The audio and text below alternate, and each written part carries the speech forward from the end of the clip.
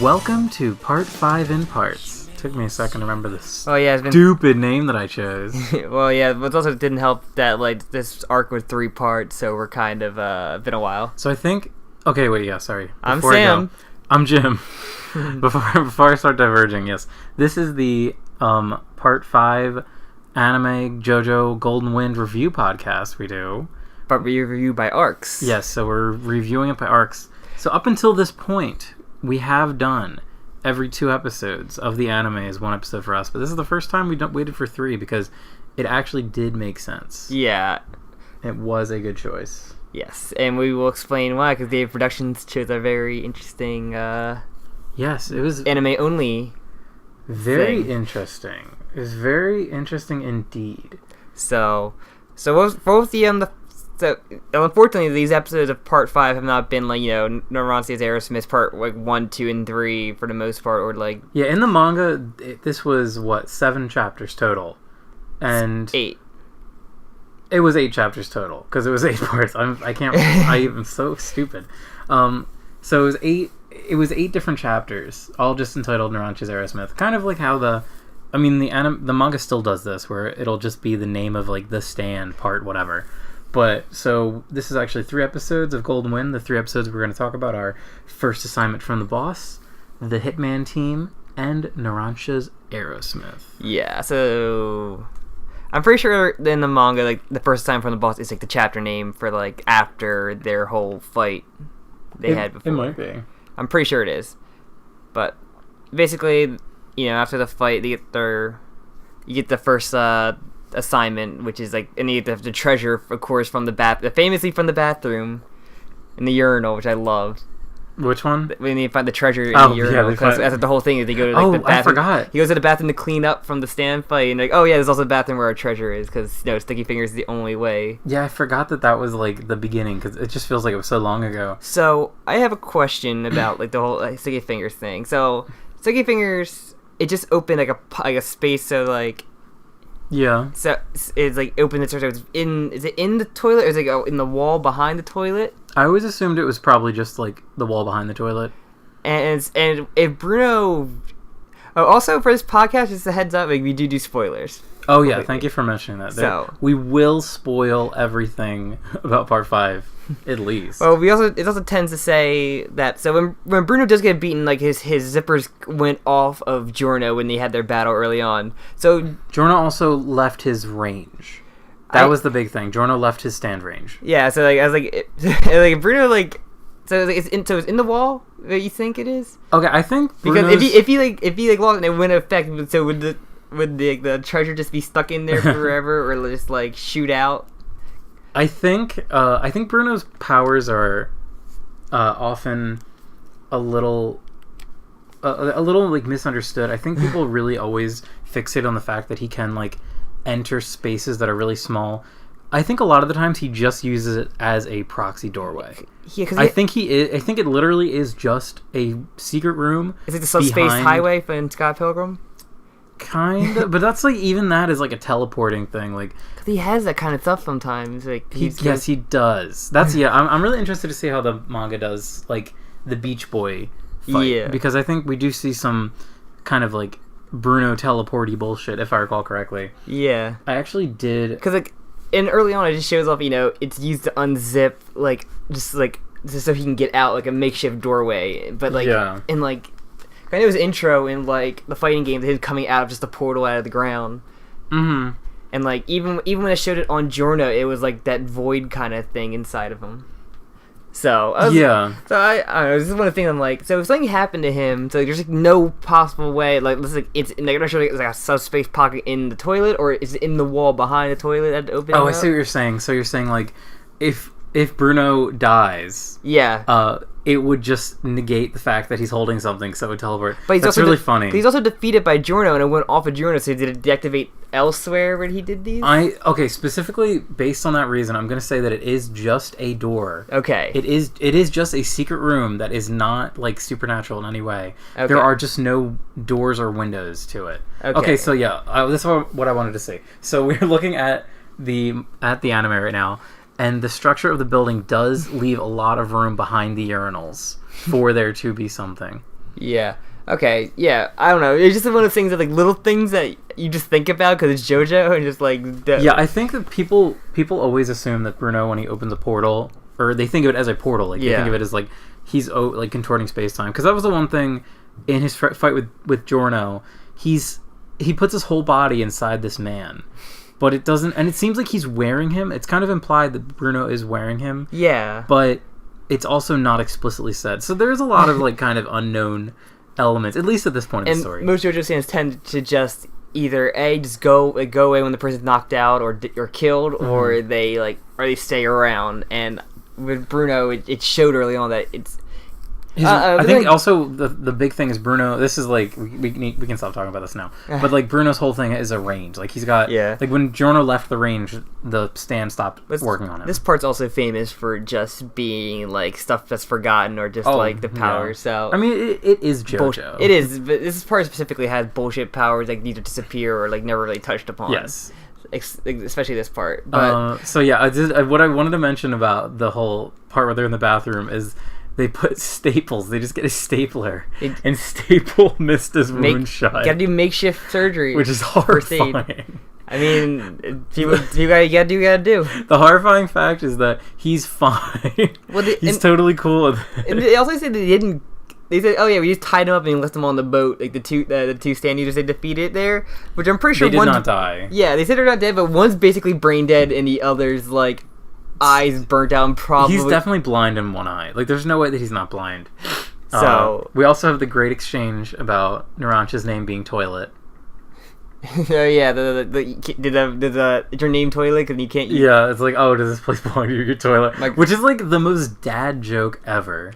I mean... Coming from Trish. Trish is great, who is not a dad. Best girl, though.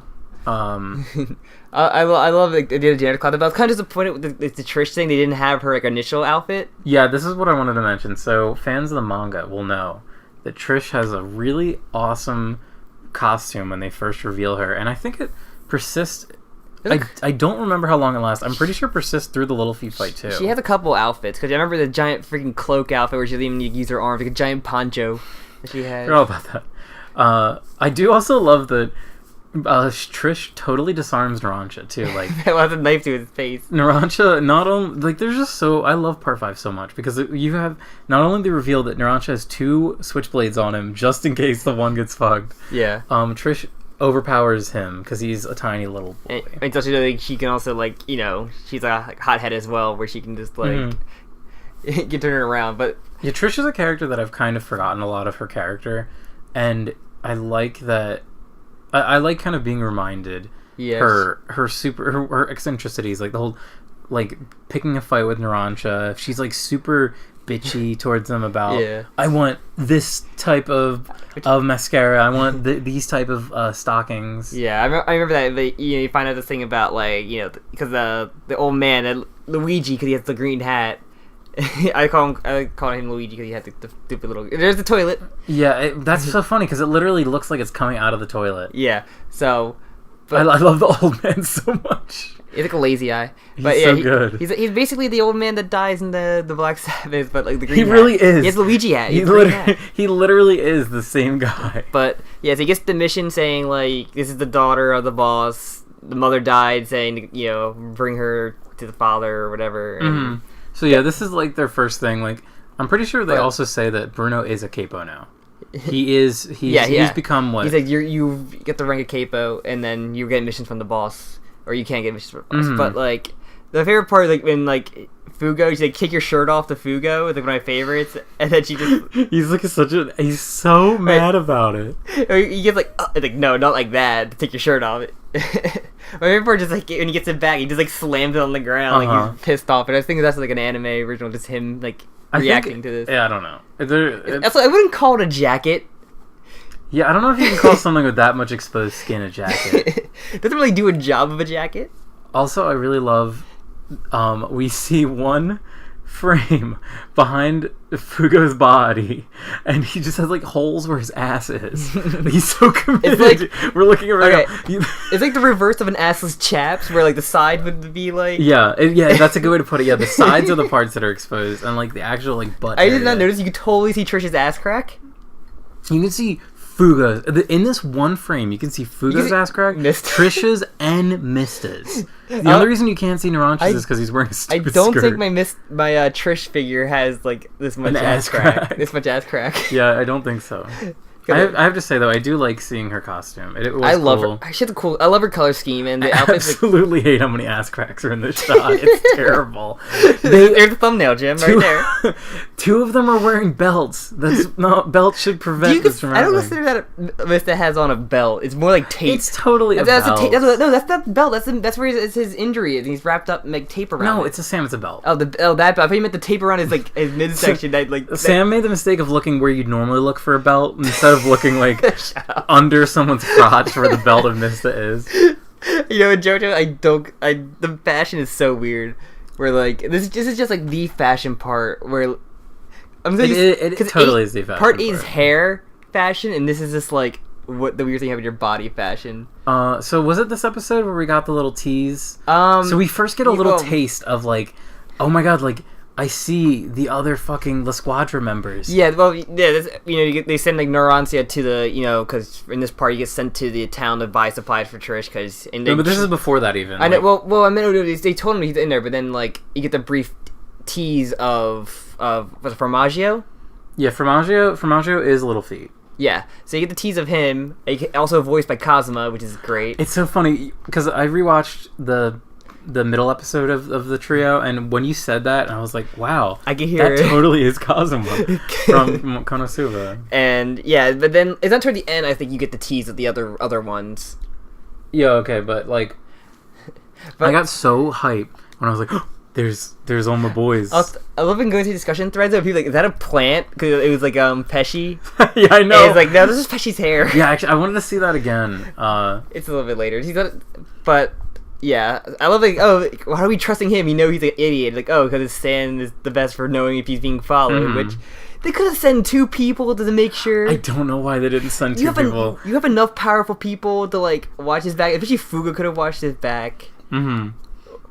I know. I don't know. I really do. That's one thing. Like, I love or Giorno, the background with the Fugo and Narancia. There is like, I love the fact that he like also like appeared like in the car too. Like, of course that's like his whole bit. Can I say I love the design of Little Feet? I do too. I actually I love the color they chose too. I just love the one like bladed finger thing. It's very cool. It's like I've seen that design before, and I can't really like it's like a weird it's like a Freddy Krueger kind of thing. It is definitely a Freddy Krueger. Yeah, I get the same vibe. Like, I love the teeth. I love the color scheme's good. Like, where I didn't like the color scheme of Kraftwerk too much. It feels like a natural evolution from Kraftwerk in a lot of ways. Like, he does the teeth thing again. It's actually similar to... I get the vibe with, like, the whole cutting. It reminds me of Soft Machine, too, or, like... I feel like Araki had the idea of like, okay, I want to have a stand that activates by cutting. And I like seeing a stand like by an enemy that's just like an actual like humanoid, the one that actually does punch back. Yeah, he does do that in this one a little bit. Mm-hmm. So which I really thought that was cool. But I also love him just climbing in his little pocket. I thought that was hilarious. Oh, that's so funny. Also his deduction of just like. It's a woman. These are magazines for fashion. Only women read fashion magazines. Okay, so this is hilarious. I think this was X-Force that said this. I always feel like I feel like weird stealing jokes, but you are X-Force. I listen to one of JoJo podcasts. I said I feel weird for stealing jokes. I don't know why you said you are. Oh, maybe I am. I don't know. So, he mentioned the whole. This is hilarious that he deduces the whole like the climax of this episode is Formaggio being like, he's got like stockings and makeup and a woman's magazine. He's definitely got to be bringing something to a woman. And then you look at Narancia, he wears stockings. He is a girl. Narancia's eyelashes are huge. I mean, he is probably the one I thought it was a girl when I first saw. I think everyone thought that, and for a few chapters I thought that. I mean, I'm pretty sure Diavolo probably wears stockings. Everyone does. It's part 5. I just love that. I love that he goes through this whole thought process, not even once thinking like, oh yeah, the stockings that Narancia wears have nothing to do with this. Also, just imagine him in his pocket. Like, reminds me of the image from Adventure Time where like Jake's in the pocket. Yeah, he just opens his pocket and there's Jake's there. But yeah, I just love the little like it's like the image of that little tiny him. It's so hilarious. I like Formaggio a lot. I think they do a really good job of giving him a lot of character in like the little bits we see of him, more so than the other like like kind of like we'll see what they do. Jackoffs of the week. Yeah, well, especially him is like regarded as like the weakest one because he had like such a niche like stand for a Hitman squad, which what the next episode does so well, like what his useful for a hit squad is so fucking cool. But in this episode we do get that tease of like the email being sent to like each member in like a squad. Yeah, was that in the last? That might have been episode 9. I think it's just episode 9. Oh, not episode 9 we were on, but sorry. I think it was a little bit before the encounters. I mean, he sends the email, but you see, But I love that we get that little. Yeah, we see like everyone really quickly, and it was like I got excited because like, oh my god, I know all these characters, and then I totally wasn't even expecting in this episode we get like full fucking scenes with them. Yeah, and them interacting as a squad. I wanted to double check on because I wasn't sure if that was how original that was. Yeah, I wasn't sure, but someone I remember I read up on it and like only really that was shown with the part with the body pieces being sent back to them. With sorbet or gelato and gelato or sorbet and gelato part. I think sorbet is the one that got killed by gagging himself. I think gelato. I could be wrong. It doesn't matter. They're basically it really doesn't matter. But a gay couple.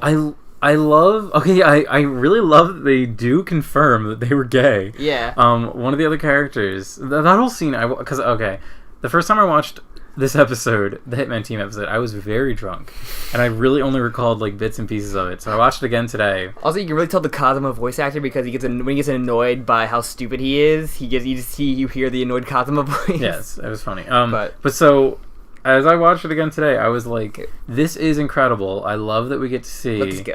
I love that we get to see like Risotto and Malone and like these characters who.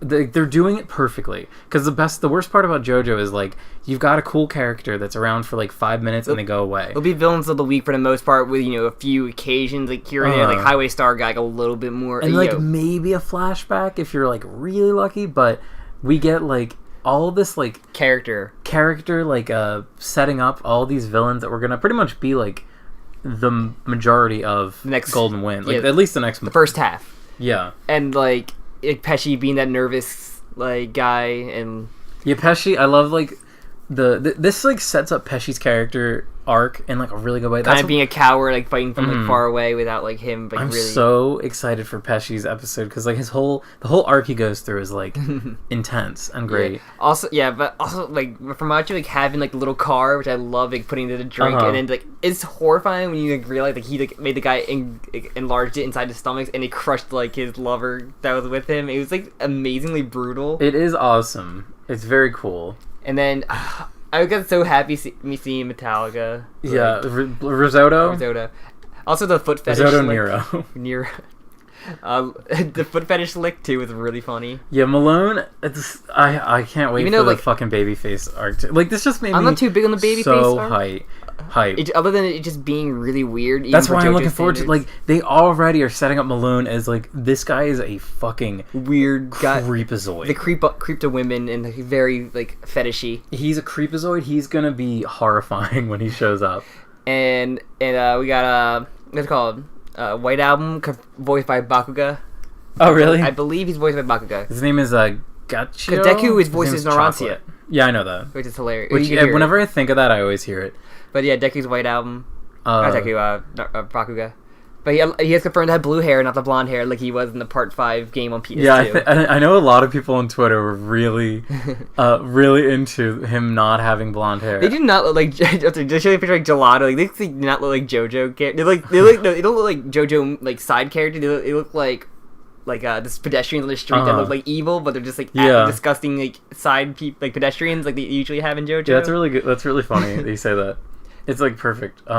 But yeah, so we get a really awesome flashback, like them together, like them like you want to get more money from like the drug trade, or like, they don't get much money for assassinating as like everyone else do, the capos and like. And this, I think this is really interesting because it sets them up as like gives them more you get their motivation more, and like each of them want to drive. Because if you think about Part 5, like spoilers for the end of Part 5, in like reality, if they had realized the boss was evil earlier. Mm-hmm. It would have made more sense for them to join up with La Squadra and go after the boss because that's what they want. But we see in what's his face, Formaggio in this episode, he is he's so determined on like just dominating the drug trade, and we know Giorno's against that. So their entire worldviews clash so heavily that there's no way they could work together.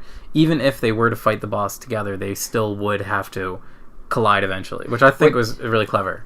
The interesting, if you think about like the Nero Metallica thing, like I think he probably would have been fine working with them, but since they caught him like off, like, you know, just seeing him fight, like they know he was there and like not against them, but I think he's the one that probably could have been like convinced to join them or whatever. Yeah.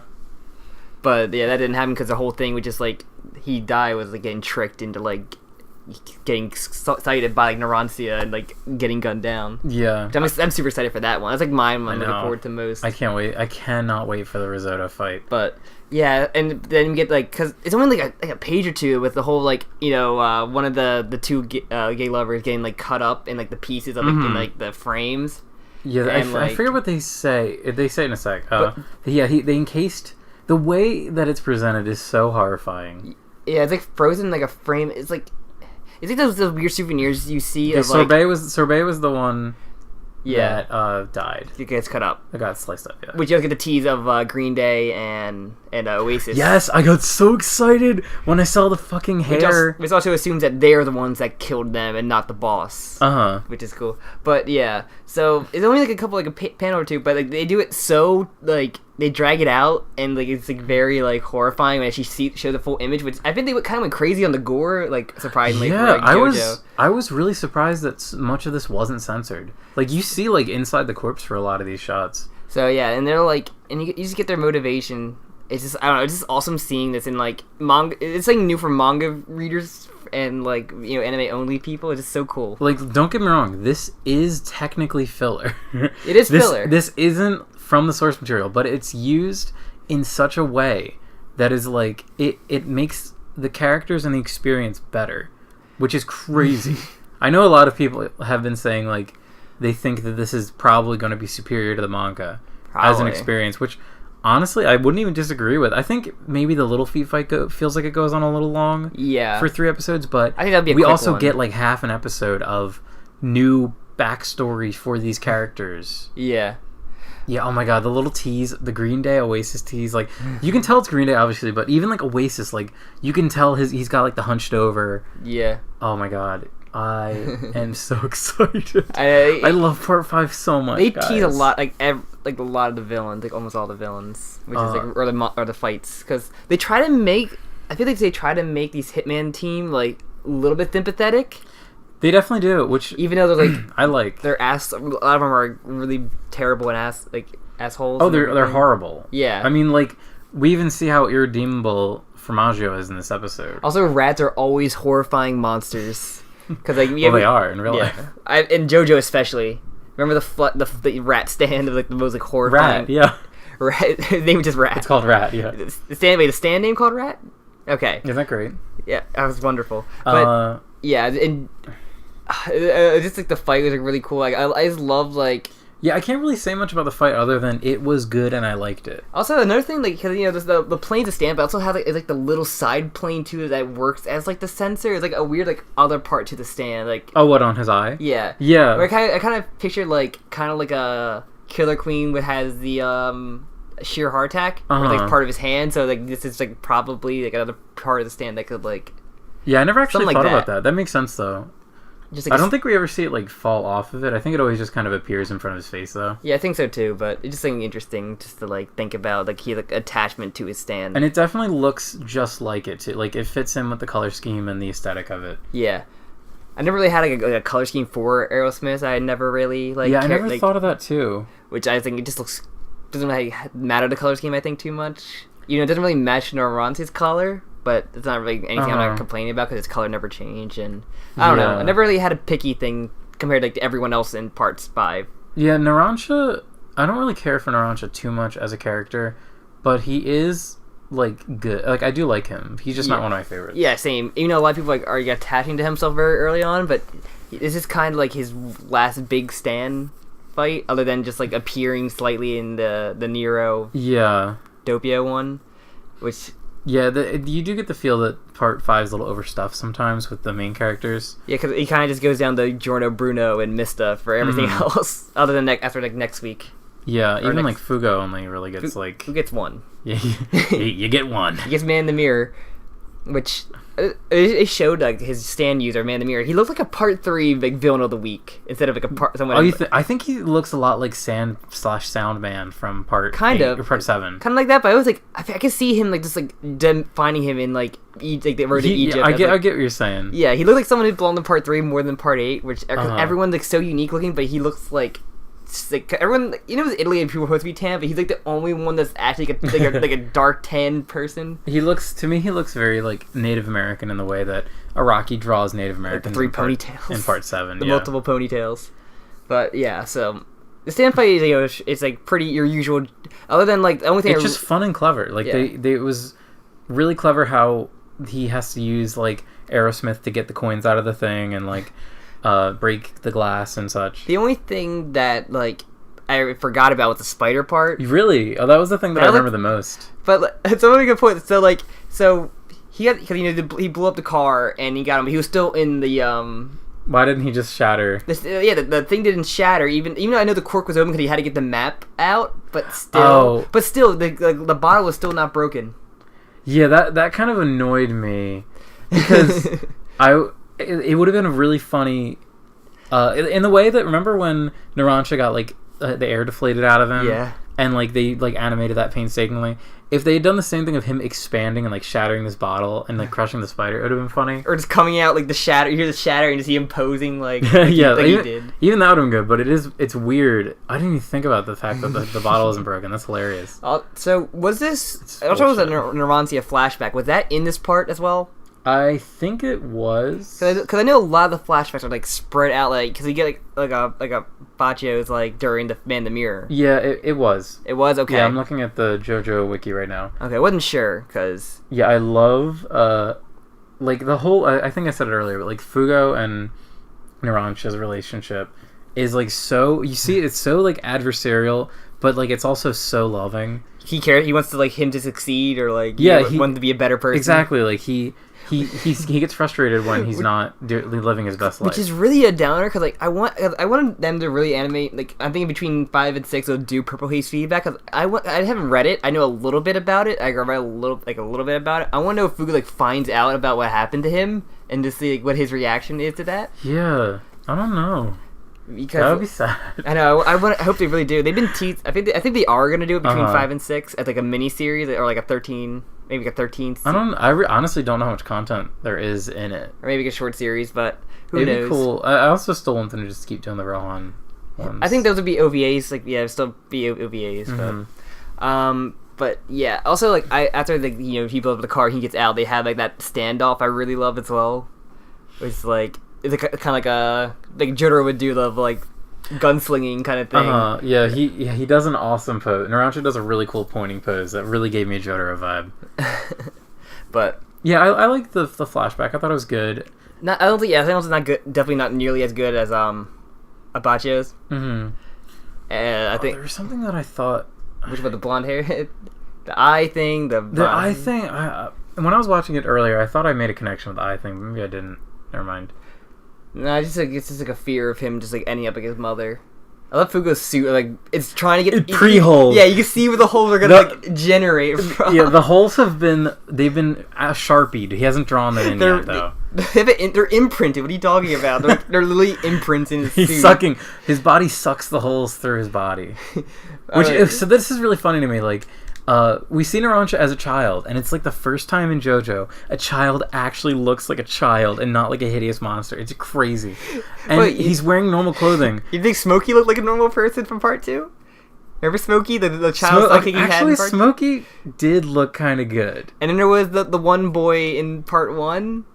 I think who just called like no one in Part 1 looks good. No one in Part 1 looks like a human at any stage of the development. Even like young John or Jonathan looks weird. Oh, I fucking love early Part 1. It's so good. I just love the image of the giant foot.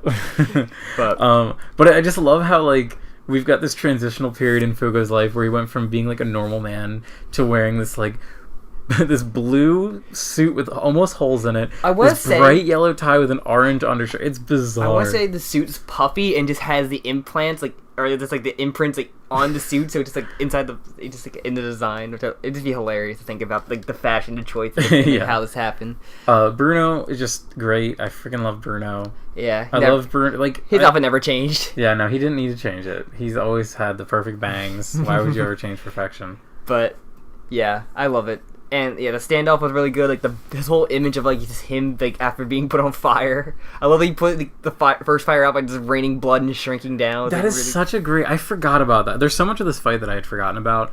And yeah, the whole like the mechanics of shrinking yourself down to bathe in your own blood to put a fire out is so creative. I can't get over it. But there's not much I can say except go beat by beat, and like I love like everything about it. It's a JoJo fight where like it is kind of weird where like the first part has like the first part of the fight, the second part has very little continuation of the fight, and then the third part being like the full conclusion.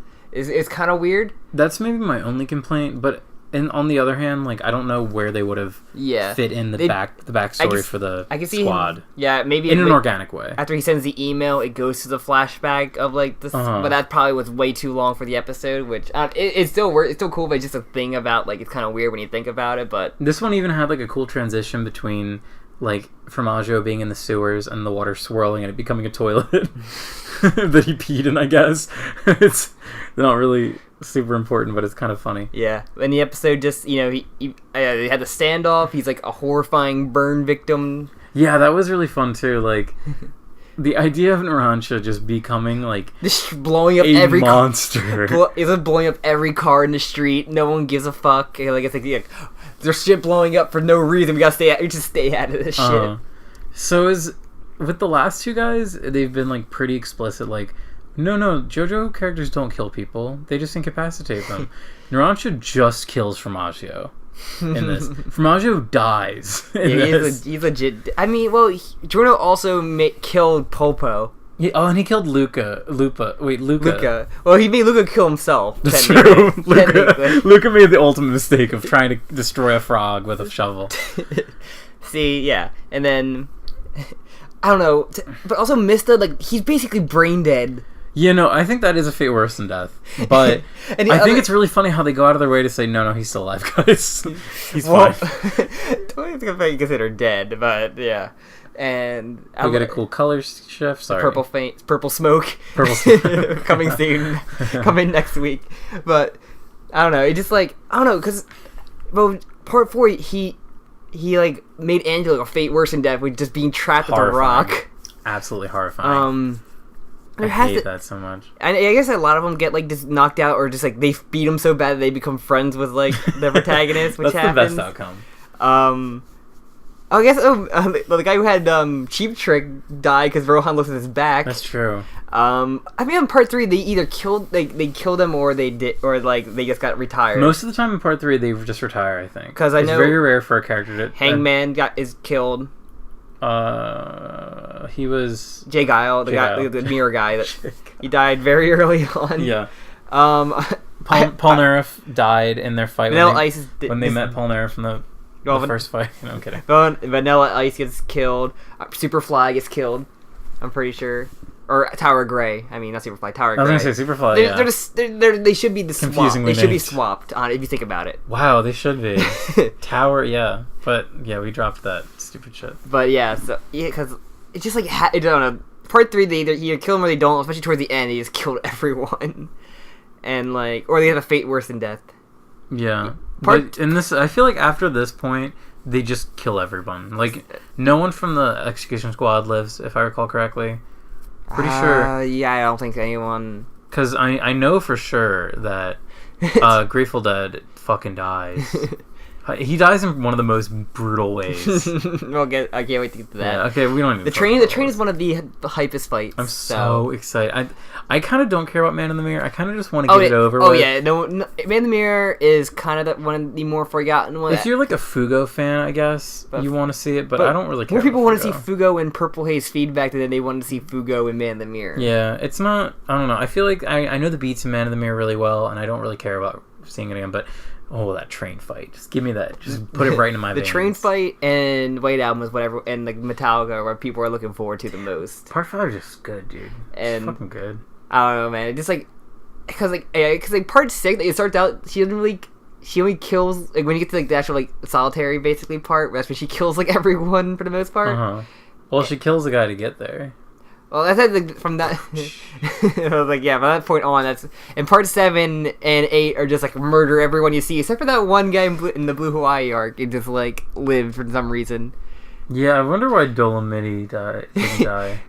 Because Yasha has to like tame this monster man to like use for. I hope he doesn't come back. I hate Blue Hawaii. He's Shingeki. He's like Shingeki. He's like just a monster of a man that's like for some reason like a friend. He's like actually a monster though. Shigeki's like a high school student. Are you saying Shingeki, this monster child with spikes for a head, is not a monster? He's a high school student, Sam. He's a middle school student. He's middle school. Oh my god, they're middle school. Yeah, he's a great. He always said he's like this different school. That's right. That's why they randomly go to his gymnasium to eat lunch with him during the whole like Kira trying to get a hand back from him arc. Hilarious. But I don't know. It's just like it's a weird hop. It goes from like then basically everyone, at least the first 2 guys they fight, they're too dangerous to let them live, and they just murder them. Yeah. And I'm pretty sure like I want to say he one's brain dead, and maybe the only one that lived to tell the tale is what's it? Sale.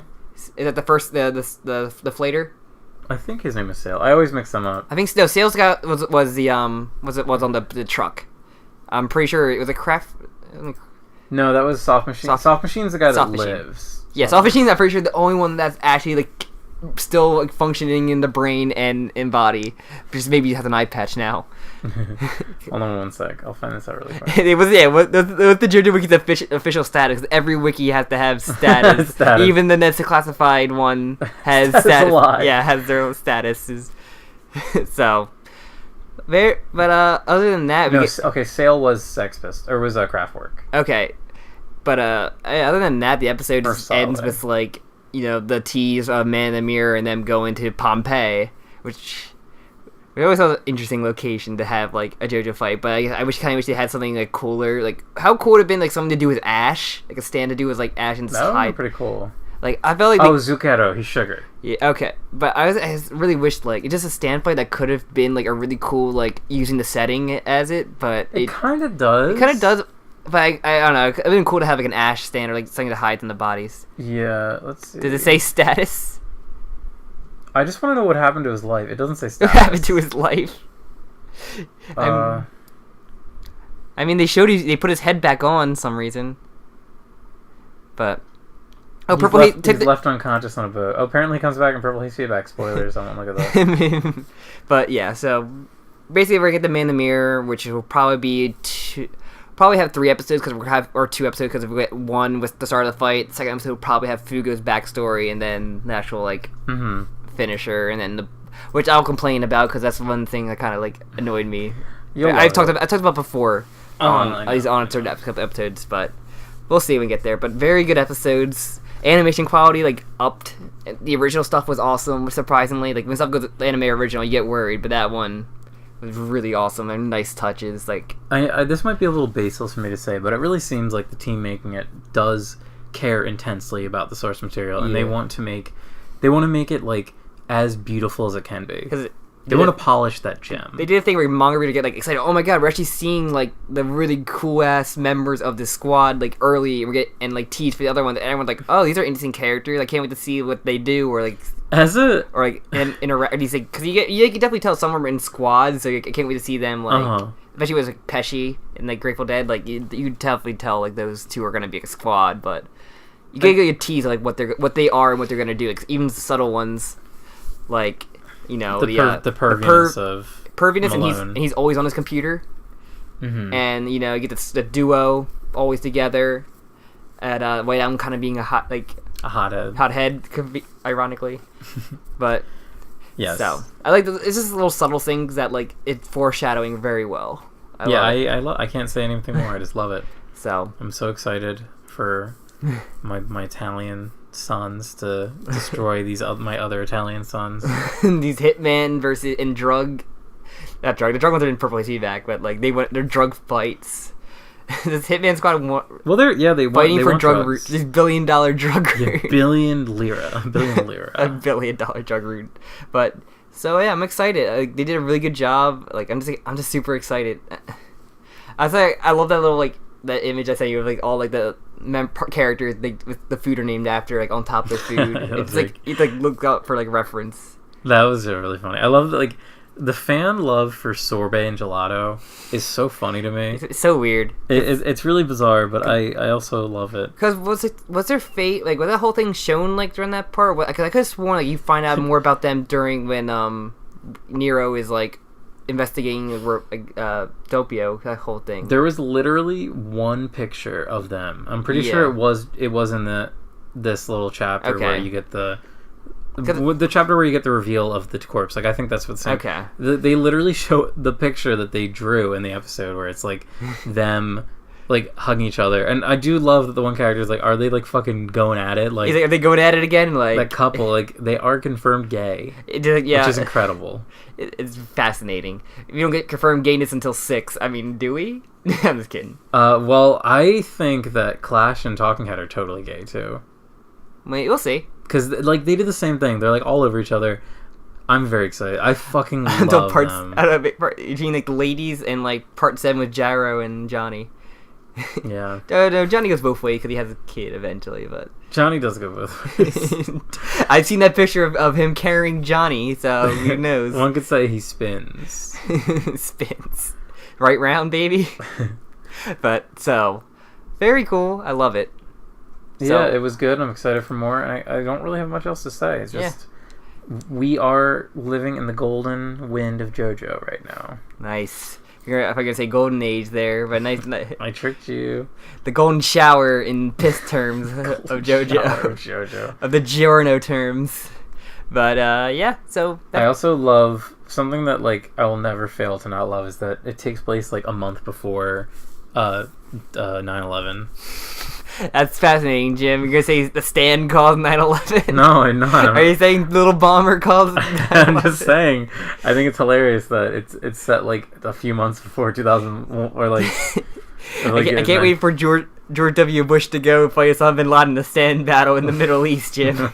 That spin-off manga. What a topical joke. So, yeah, very topical. So, anything else you want to say about this part?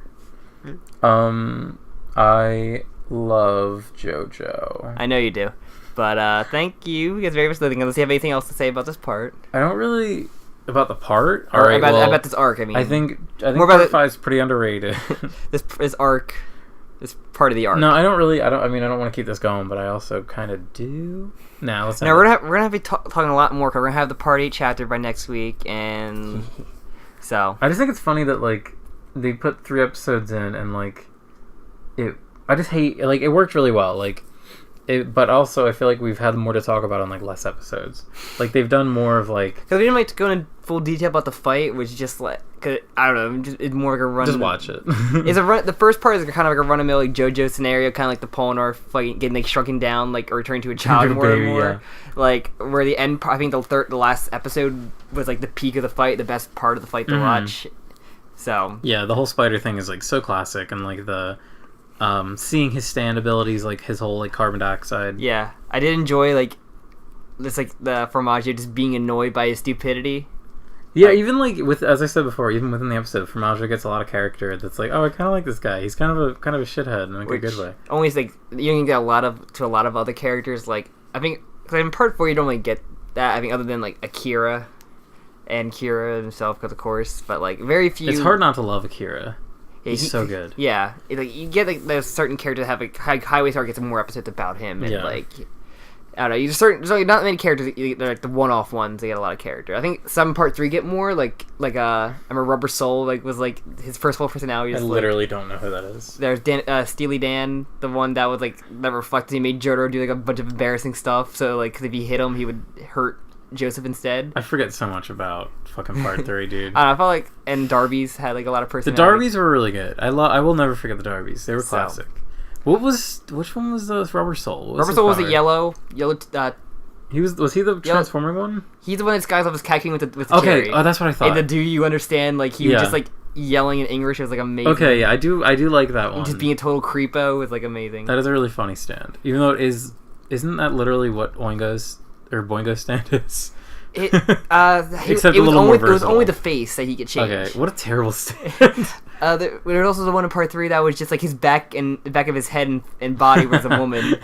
So there's some ups and downs. Yeah, you can get really shitty stand powers. I know it's horrifying what you can get with a stand arrow. Like everyone has their own OC, but it's horrifying what it would become. Could you imagine not dying? So if you get hit with a stand arrow, you probably will die, and not dying and getting a shitty stand. Unless you have Josuke with you that just heals you when you're dying from the stand arrows, you just to get it by default. Well, that is so broken. It's so stupid, but yeah, but remember it starts out with an egg. Mm-hmm. But then you could just end up like, oh, no, you're not going to get it, Holly. You just get a sickness and you're gonna die. You just get covered in vines, I guess.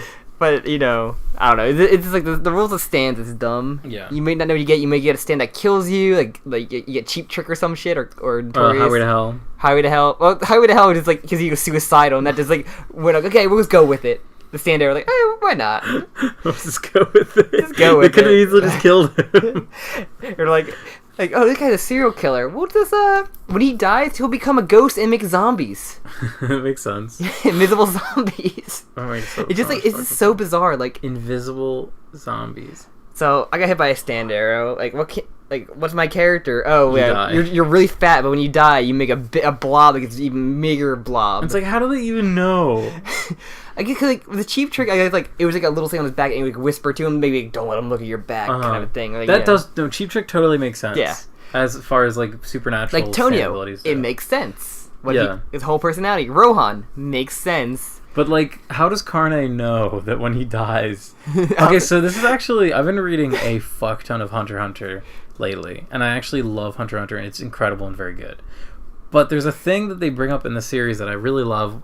That is kind of like JoJo, where it's like there's some Nen is like the superpower. It's like your stand, whatever. There's some Nen abilities that get stronger when the person dies. So if you're like cursed by someone, so it's not like the Dragon Ball Z thing. Like when you get near death, you get a Zenkai boost and you become like a little bit more powerful.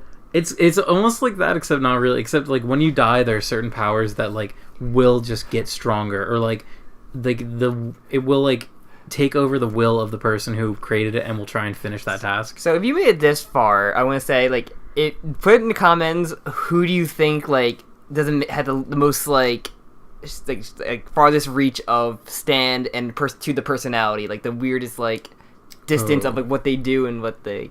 That's interesting. Because Stand's supposed to be like that, but like I don't know, you gotta think about it. So people who are still listening.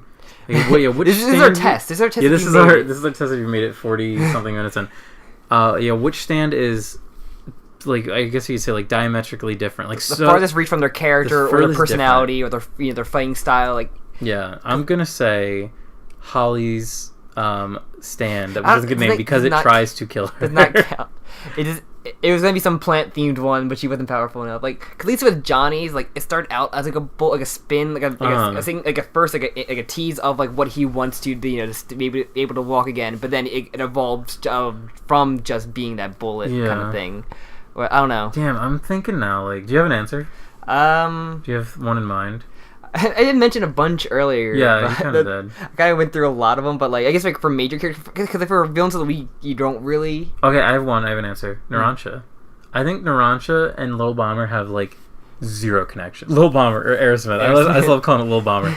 I think they have no. That's gonna be my official answer. Because I'm trying to think of like I mentioned a lot earlier, but like I felt like Sports Mask going from like a serial killer to making like invisible zombies. Like that is incredibly. Because like I thought like maybe it was like because they had trophies, but they don't mention like him being like a weird killer who like made weird human trophies or something like something like a weird like Dahmer kind of like a famous serial killers of the United States something. Because Diver Down kind of has that. Of like what they go into his backstory about him like wanting to know how things work, and his stand is about going inside stuff. That and, weird take of like disassembling stuff and or like was it just disassembling stuff or just reassembling it? I think it was like both. I think mostly disassembling was important because he like disassembled corpses. But no, that's a good question. I'm curious to see what the answers are. Because I don't know, man. I probably one of the ones I mentioned. No, I think you're right. Sports Max is a good one because it's. It's very weird and doesn't really relate to him as a character. And he's a little bit more than a villain of the week because he's like built up a little bit with Hermes. Yeah. So like, cause at least the guy, at least the Highway to Hell is like built up the suicidal, like crazy man. Suicidal maniac. So. All right, I think we should end it there. Yeah. So I think it's a good question. I'm kind of excited to see the answers. That I want Jim to make sure. Oh, I'll let you know. Yeah. If we hear it. Because I am super curious. Because like other than like people being strong guys and just punching stuff, like Jotaro and Dio being like the big boss thing. Yeah. Like even Kira makes the most like really like last sentence. He wants no evidence. Yeah, and it also lets him control, so he can kill everything but the hand. Yeah, and the boss has to be powerful.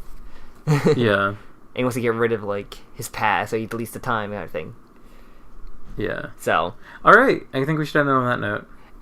And Poochie just want to get rid of it, which is for plot. Poochie just loves CDs. He just wanted to get the plot moving. That's what he was for, Jim. Poochie loves CDs, Sam. And also he hates gravity. I think first part Poochie, maybe? Because it had nothing to do with him being a gay priest for Dio. It's just more for him to get the plot moving, maybe? Just to be able to swap stands. So, I don't know. Well, I'm excited to see. No, I'm thinking Joshu. Joshu with disassembling. It's just disassembling, like a screw-based disassembling one, even though he's just like a goofball, like a weird, creepy goofball. Yeah. I think that because he disassembles the plot because the plot just stops when he's on screen. He's just there nothing happens. There to say weird things, and then everyone just not pays attention. Yeah, or they leave him, which he gets literally flushed down the sink. I think that him and Sports Mac are my two top answers. Got it. So all right, you're locked in. I'm locked in. Final answer. So yeah, thank you very much for listening. Please like, subscribe, share. Please like, comment, subscribe. All that fun stuff. I will say those things every time. Also, if you listen to our Part 8 one, we'll have an episode probably next week or two. Maybe not sure because the holidays are getting close, but we'll have a new part by either early next week. I'm thinking. It's generally around the 18th. Sometimes it comes a little sooner. So yeah, we'll have something for you there, and I think One Punch Man chapter comes out tomorrow, which we might do something if chapter 100 ever comes out. It's gonna be 99.9 or 9.4 redrawn again. So, cause I would love to talk about One Punch Man. I would too. I do fucking love One Punch Man. Yeah, I'm in that craze to read manga. Yeah, as I said earlier, I've read literally 300 chapters of Hunter x Hunter recently. It's literally incredible. Yeah, Shonen can be good. Can be good, but we'll get there. We'll get there whenever I watch Hunter or get the Hunter x Hunter. I can't wait for you to watch Hunter. I think you will absolutely love a lot of stuff in Hunter x Hunter. I'm excited to get in. Like I hear really good things about it. So and you can watch or read. I think you can do either. Watching is good though because the music is really good. All right, it's on my list of stuff to go through. It's so long. It is so dauntingly long, but it's one of those things like I was like crying like.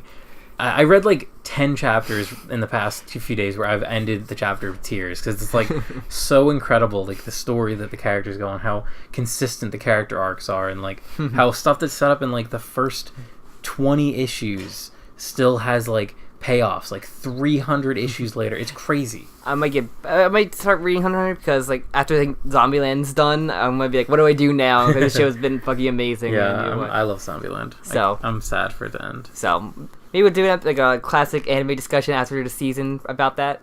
I'd like to. A classic.